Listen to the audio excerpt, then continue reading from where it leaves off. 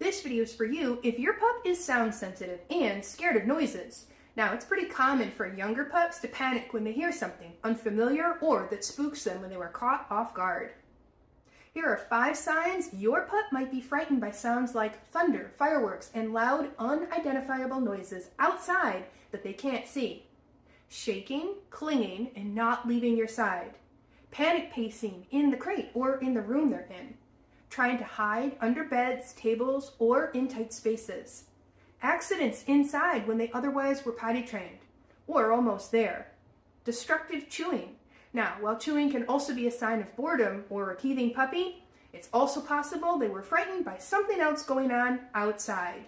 For a complete guide on how to help your sound-sensitive pup overcome these fears, check out the latest YouTube video for a step-by-step instruction to conquer those scary sounds and create a confident canine.